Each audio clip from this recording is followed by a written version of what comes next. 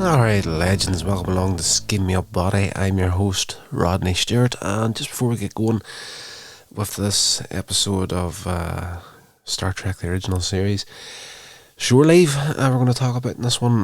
Just before we do that, I want to just try and direct your attention towards coinsagemedia.com, the official website for all this nonsense. I've done a few little updates over there right now, so please, if you wouldn't mind going checking that out after you're finished with this podcast. But anyway, Star Trek The Original Series, Season 1 episode, Shore Leave. This is a nice little breakaway from the real hardcore drama that we had in the lead up, a couple of episodes worth before this here was all fairly serious stuff. So we just needed a bit of a break, and what way are you going to take a break in this kind of atmosphere but to have a little bit of shore leave and for the characters and the viewers as well. So this episode here has a nice little bit of comedy thrown in there and ridiculousness as well, just for comedy that, in all fairness, by today's standards, was very much a product of its time. And some of the comedy moments in that there, these days you need to be very much aware of how something can come across to someone. It could be highly offensive compared to how it can come across to other people now. It's just today's world. That's where we're at right now. It's very, very easy to be misunderstood in what you're saying. And I think now, if this episode was put out by today's standards, brand new episode, there might be a few things in there that some people may take offence to. And there's a part in the episode where Sulu is chased by a samurai. So it's the musical elements to that sequence was very much that kind of musical cue that would be towards his race more than anything else. Of course, it's obvious that a samurai would come from the background of his people, more or less. There's also Finnegan, a character Finnegan that pops up in this episode, an Irish character who, now, and in all fairness, this character would, having been brought up in Northern Ireland, I would be classed as a British citizen, but I look at myself as, Northern Irish as well. I'm just kind of like, I don't class myself as one or the other. I'm classed as a British citizen because of where I was born, the location, but you sit there and you look at the map and you say, look at Ireland here, it's all one section. But that can be, even that perspective that I just came out with can be highly offensive to people in Ireland and Northern Ireland. It's classed as two different countries, even though it's one. But the character of Finnegan in this one here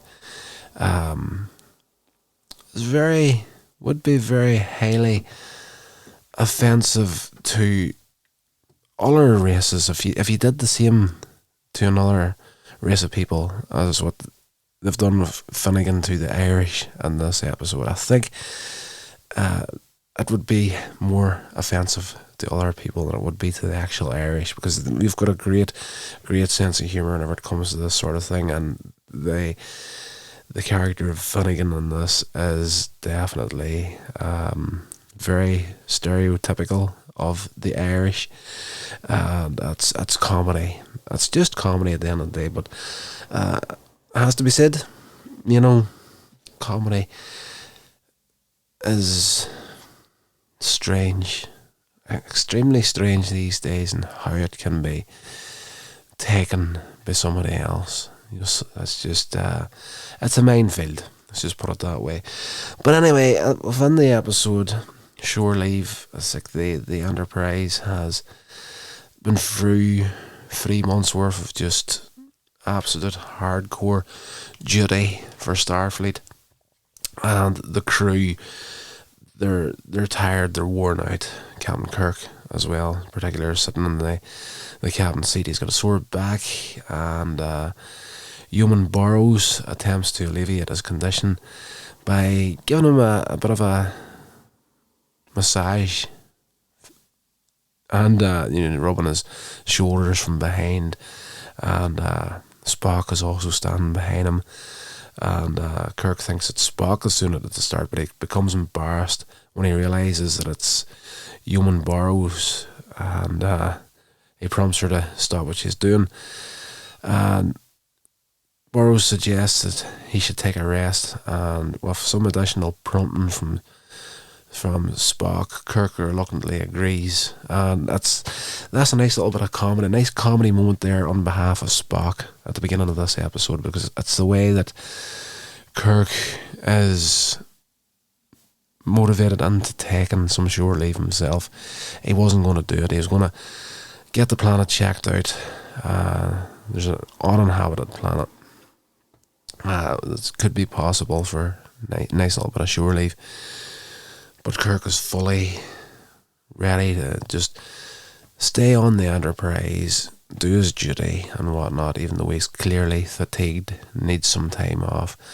And there's a nice little piece of comedy in behalf of Spock when he comes with a serious report about a crew member that's starting to slip up. He's starting to make mistakes, and it's only a matter of time before somebody's going to get hurt because of how bad the performance is of this crew member. And Kirk is like, this isn't good enough. We're going to have to do something with this crew member. What's his name? And Spock says, James T. Kirk. Enjoy your time off, Captain. So it's nice. Little bit of comedy in there. Really well done in this episode, I have to say. So, let me see, where are we at? Just before leaving the Enterprise, Kirk, he has Lieutenant Uhura and Dr. McCoy's communicators channeled to his quarters so he can hear the doctor's report on the planet below. Meanwhile, on the planet, McCoy and Sulu are part of a landing party sent to investigate.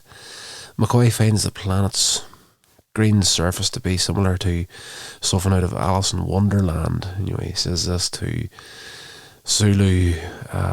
Sulu then leaves him on his own to go and investigate the planet's various cell structures. He's going to do a bit of scanning and whatnot for the scientific curiosity of Starfleet. McCoy, after having talked about Alice in Wonderland, then witnesses a giant white rabbit that comes running across and comments that it'll be late and disappears through a hole in the hedge. And a moment later, a little girl with blonde hair with an English accent dressed like Alice from Alice in Wonderland, she appears and she asks McCoy if he's seen a rabbit. McCoy, at this point, completely speechless at what's just happened in front of him. He just points at the hedge where the rabbit disappeared, and the little girl courtesies and thanks McCoy, and then she disappears in the same direction as the rabbit. McCoy screams out for Sulu, who is, he's busy cataloguing the plants and whatnot. The helmsman asks the doctor what's wrong, but McCoy stares ahead at the hedge where the girl and the rabbit disappeared, still speechless and in disbelief. So the helmsman of the ship is down there too. That's pretty much right before the opening credits of the episode. It's just there's quite a bit of stuff that happens in this episode. So the star date is 3025. They're orbiting a planet, and they Omicron Delta region, a planet remarkably like Earth, or how we would remember Earth to be, park-like, beautiful green flowers, trees, green lawn, quiet, restful, almost too good to be true. So that's like the the captain's log at the beginning of the episode. Human borrows notes on her pad that she does not see the captain's name in any of the scheduled shore parties.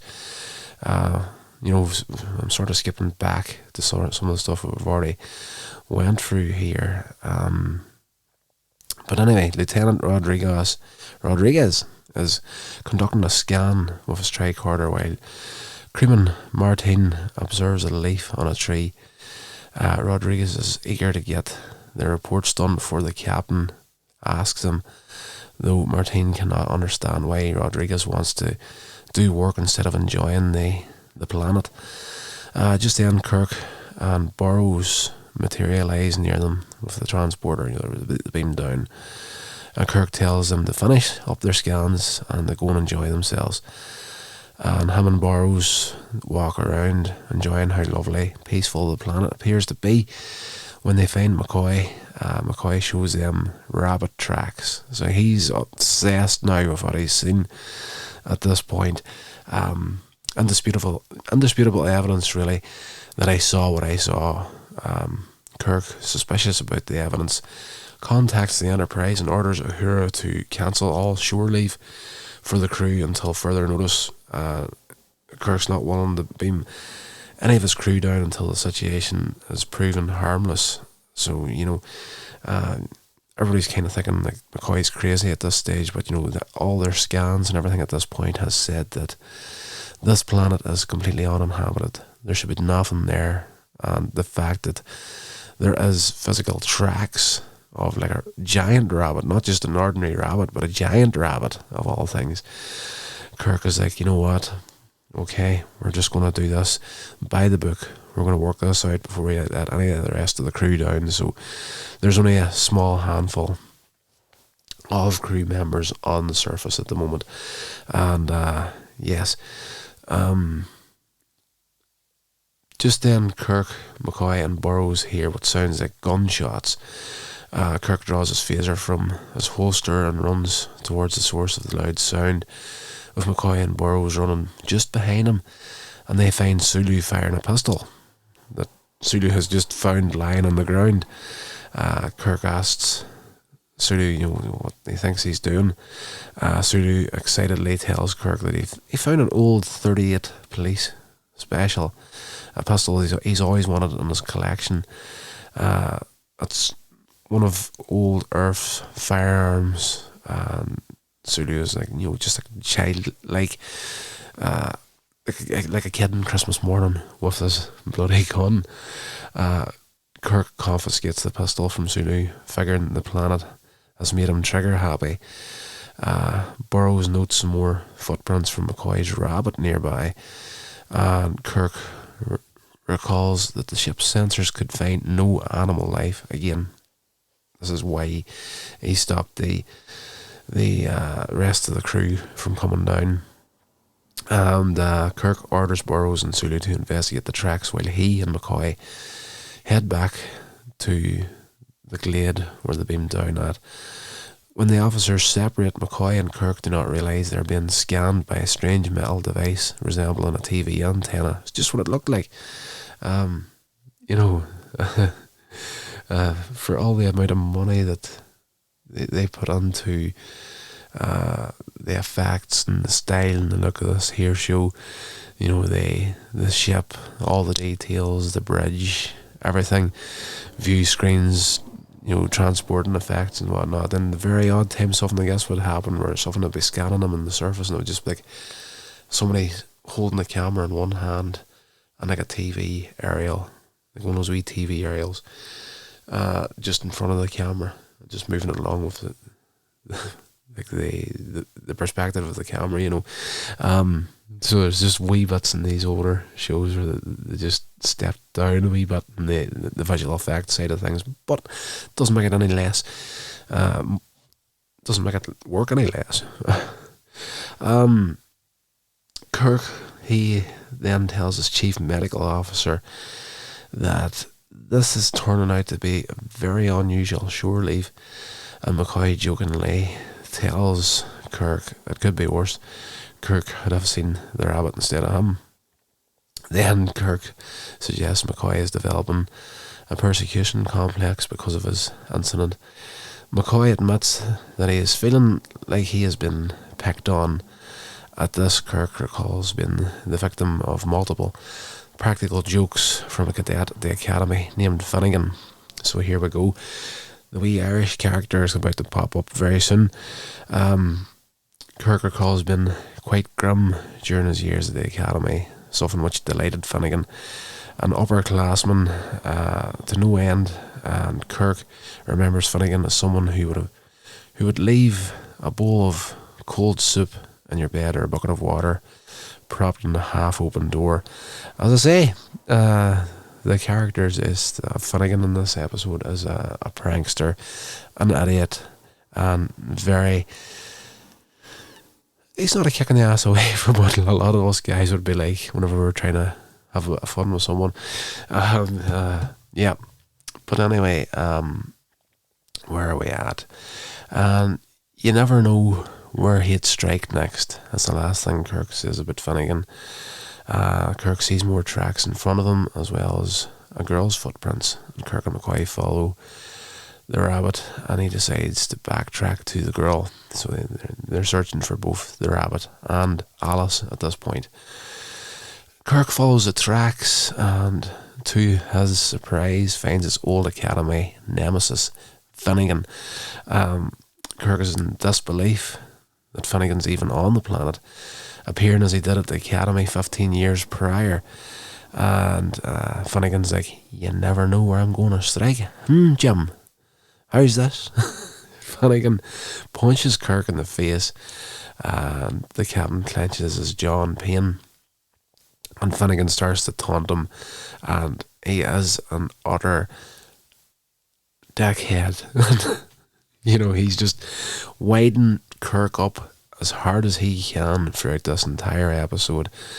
And Finnegan taunts him, telling him that, come on, lay one on me, Jim. I know it's always what you wanted to do. Kirk smiles at this, and he begins to wrestle with Finnegan. Then he hears human Burrows screaming in the distance, and leaves Finnegan to find her and McCoy running beside him as well. They find Burrows sobbing. Her Starfleet uniform is torn and tattered, and after getting herself together, Burrows says that her attacker wore a cloak and had a dagger with jewels on it. McCoy said it sounded like Don John, and Burrows recalls that just before she was attacked, she was daydreaming about the storybook-like setting on the planet, and thinking that all a girl needs is Don John. And Kirk asks where Sulu is, and Burrows says that he went chasing after the attacker. Kirk and McCoy stay with Burrows, and goes, yeah, Kirk has McCoy, sorry. He tells McCoy to stay with Burrows, and he goes after Sulu. Kirk is observed again by the metal tracking device, the little TV aerial sort of looking thing, while he's looking for Sulu, and Kirk runs across the planet's rocky terrain. We end up on Star Trek Mountain again. There's always... I can't even recall. I need to look up where that location is actually at. There's this mountain that always popped up on every alien planet and Star Trek at one stage or another. That mountain's just... It's just a big massive boulder, more or less, and it was on Bill and Ted's Bogus Journey as well, and countless other shows and movies, and the last 30 years, that's a location I would love to go and check out at some point. So I always call it Star Trek Mountain, no matter what I see it on, and yeah. But anyway, Kirk is in the rocky terrain of the planet, and he's looking for Sulu when he comes across some flowers that he is reminded about someone, or from his past, and just then a beautiful woman in a dress comes towards him, a girl called Ruth that Kirk knew from his past. The woman tells him that it is indeed Ruth, who he thinks she is, and she kisses him in the cheek. So then we get another little update in the captain's log, and investigation of this increasingly unusual planet continues, as we are seeing things that cannot possibly exist, yet they are undeniably real. So we pick it up again with Kirk sitting with Ruth. Kirk tries to contact McCoy in his communicator, but he can't get hold of him. He's distracted by the girl's presence and wonders how it can be possible for her, and how she has not appeared to age since the last time he saw her was 15 years ago prior, just exactly the same as Finnegan. So he's what the heck's going on here? It's like there's a big time gap between everything that I'm seeing here. It's just like, but with us as the viewer, we know exactly what's going on here. It's like, things have been, their memories have been brought to life, essentially. Stuff they're thinking about. It's very, very obvious from day one in this episode what's going on. It's just why it's going on, we don't know. Kirk's communicator beeps. That's McCoy. The doctor asks if he's found Sulu, but Kirk says he's not got hold of him yet. And halting responses, intoxicated by Ruth's presence and beauty. In a mellow, distracted voice, Kirk tells his medical officer that he's sure Sulu's going to be okay. McCoy asks if Kirk's alright. Kirk says he is, and he ends the communication with him.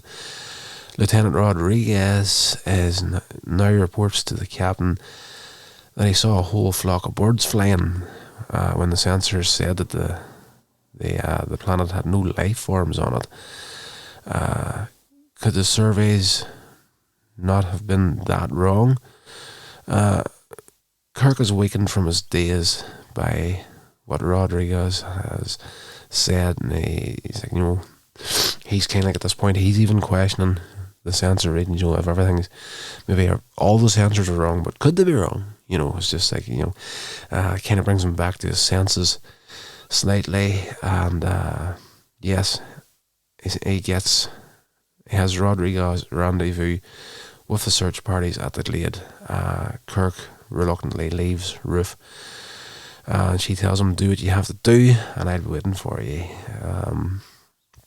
Spock calls from the Enterprise, and he has detected an energy field in the surface of the planet, one that is draining the Enterprise's power and interfering with communications. The patterns are consistent with industrial activity. The first officer suggests perhaps subterranean. That's a big word. Kirk asks to be kept posted and tells Spock they will continue with their investigation down on the planet, and ends the communication and continues the search for Sulu. Meanwhile, McCoy and Burroughs are walking together through the gardens and the trees and stuff, and she's feeling better from her earlier ordeal, but would not want to be alone here. She thinks that a girl in this place like this should be dressed like a fairy tale princess with a tall hat and a veil. McCoy tells her that she would then have whole armies of Don Johns to fight off. So he's flirting with her and whatnot, and dirty wee Hallion. They look into each other's eyes and hold hands, and just then, to the surprise of McCoy, Burroughs spots the princess dress that she was just fantasizing about. So, like, again, everything they're thinking about in this episode is coming true. And encouraged by McCoy, she begins to change into it behind a bush and tells the doctor not to peek. McCoy then is contacted by Rodriguez, but the channel is not clear on the communicators. They can hardly make each other out. Rodriguez and Martine are holding tightly onto each other and leaning into a tree. as a very dangerous thing has appeared near them, a tiger. So Rodriguez slowly moves his communicator to his mouth to contact McCoy for help, but can't reach him. They're just frozen in fear at this point. Meanwhile, Kirk orders the Spock to come up with an answer for everything that has happened, citing McCoy's Alice in Wonderland vision, Sulu's gun, Rodriguez's birds, and two people he himself just saw. Kirk discounts Spock's suggestions that they are merely hallucinations as Kirk feels the impact of Finnegan's fist on his jaw. Spock notes that there must be a logical explanation for all this. Of course, that's the first thing you're going to get from Spock. Kirk's communicator signal is weak, despite being on maximum gain. And Spock asks if he should send down a contingent of security officers, but Kirk says that the landing party is armed with phasers and is currently in no real danger. Yet Kirk then looks up and sees the birds that Rodriguez had seen. Elsewhere, Sulu's suddenly under attack by a samurai, as I did say at the beginning of the podcast here. He just emerges out of a hatch in the ground, which that's hilarious, where that samurai comes from and the way that it's done. Brilliant. He aims as phaser, tries to fire at the samurai, but the weapon doesn't work. Sulu tries again, but the phaser fails. He dodges the samurai's sword, runs away while frantically trying to get away from the samurai. Sulu runs into Kirk, breathlessly warning the captain about the samurai coming behind him. Although no samurai appears, he's gone at this point. Kirk and Sulu note that their communicators and phasers are inoperative, and the captain suggests that they make their way back to the glade. Just then, Sulu notes a beam down nearby. Someone's trying to materialise from the Enterprise.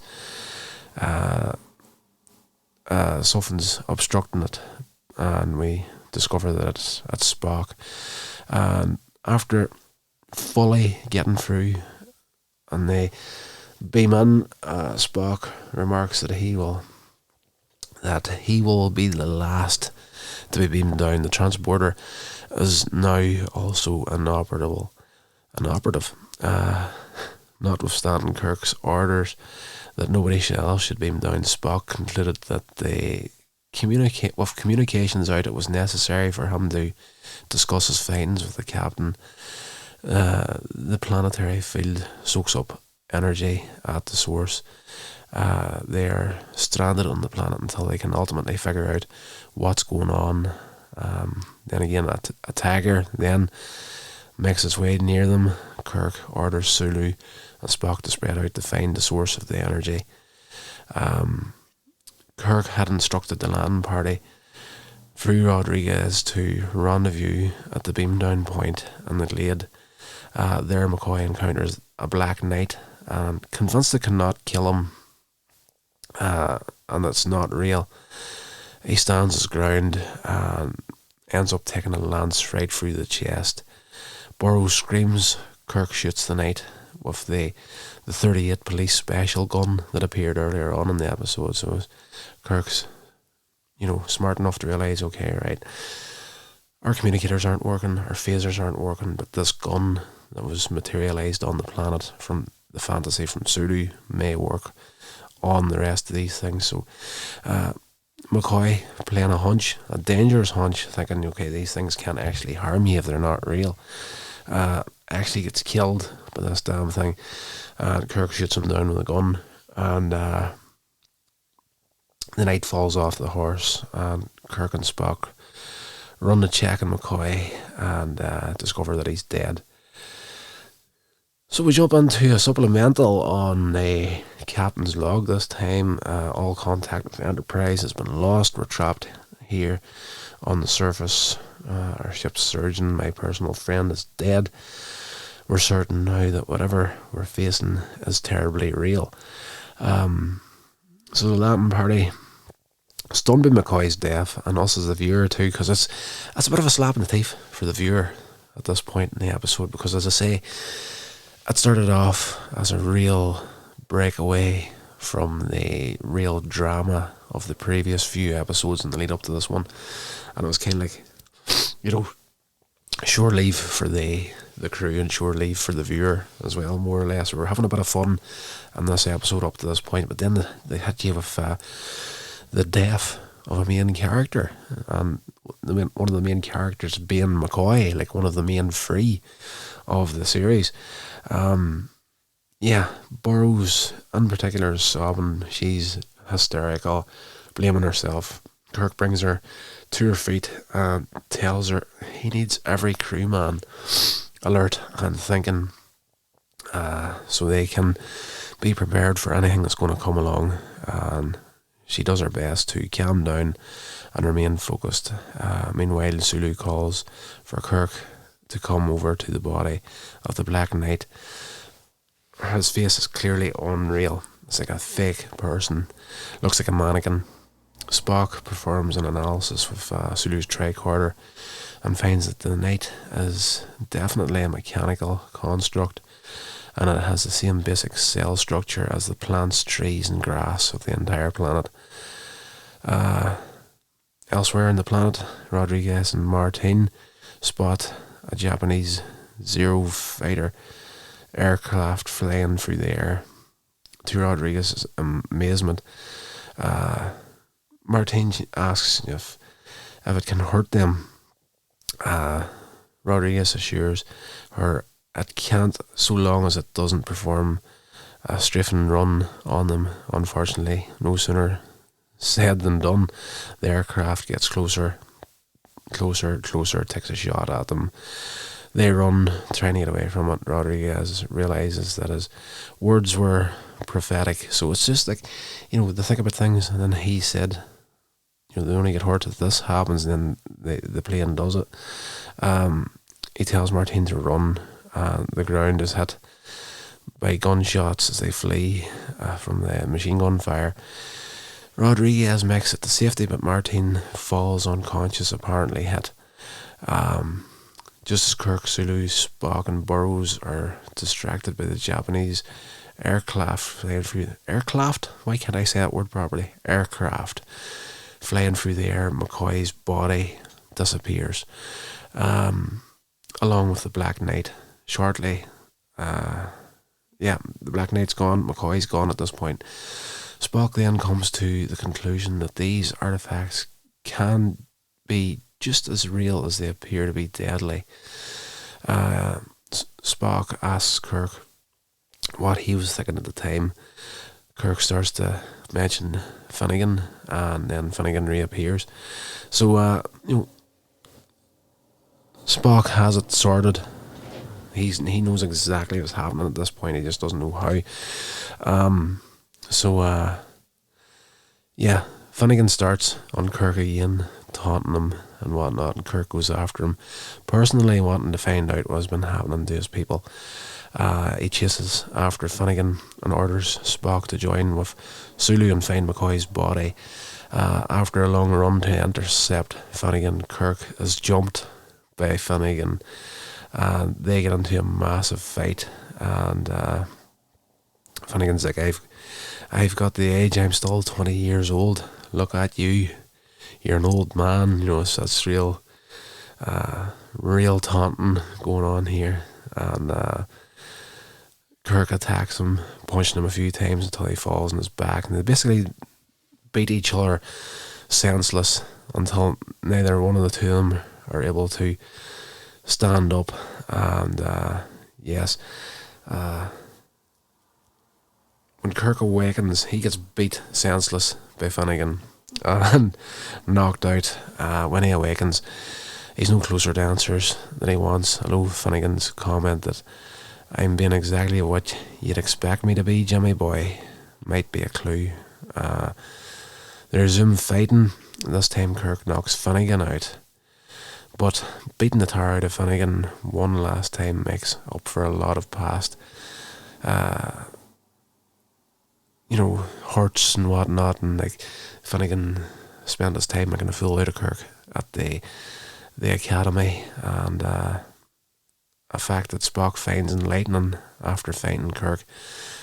Having a realization, Kirk says, we're all meeting people and things that we happen to be thinking about at the moment. Spock replies, yes, somehow our thoughts are real. These things are quickly manufactured and provided for us.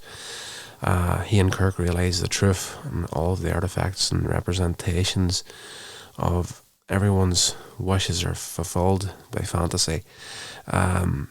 This implies that some form of telepathy has been used, outrunning the tiger, which reappeared nearby when Spock mentioned it, making it past the samurai. He turns up again.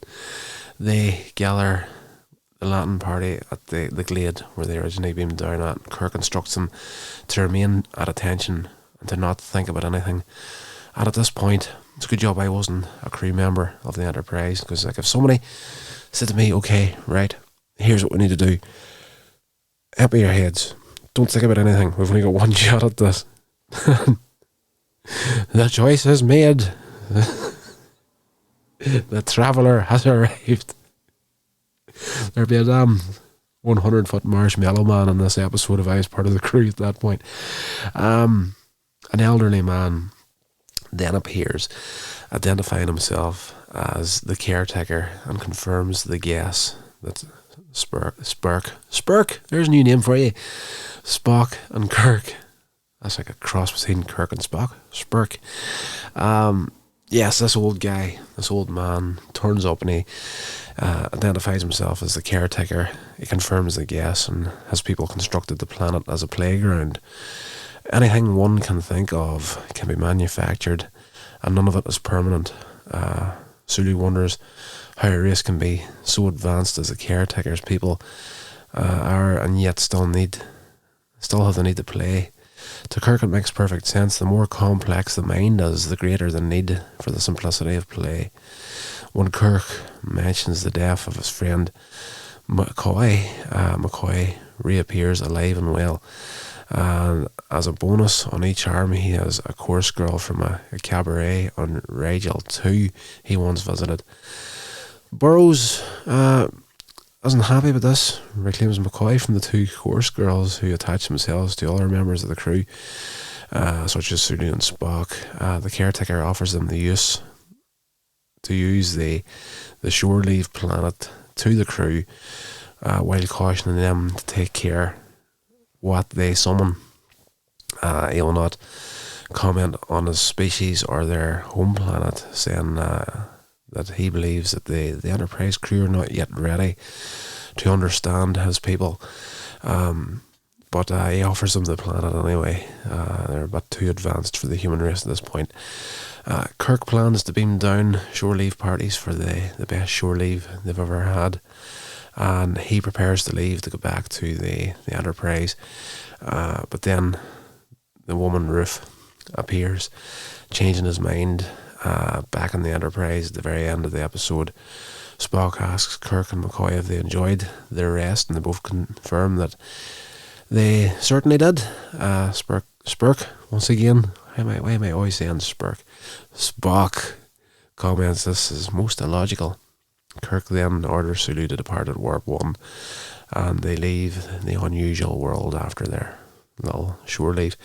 This is a great little episode. I enjoyed this quite a bit, and I didn't think I was going to be talking quite as long about it. We're nearly at the 40-minute mark here, but as I say, these older shows, there's a heck of a lot of stuff that happened in these episodes. First aired 29th of December 1966. Wow.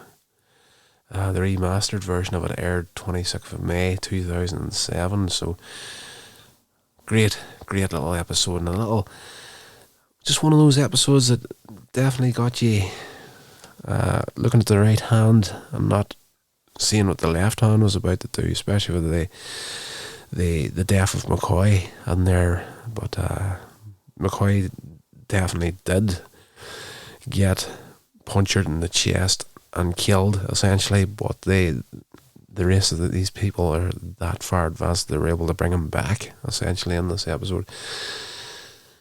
That's a great great little episode from the original series. A nice breakaway from the hardcore duty of the previous episodes, and yes, just a nice little bit of surety for both the crew and the viewer. Anyway, that's going to do it, guys. Come back tomorrow for another episode of Sceam Me Up Botty, and until then, whatever you're doing, I hope you do it safe. This has been a production of Coins Age Media. Thank you so much for listening.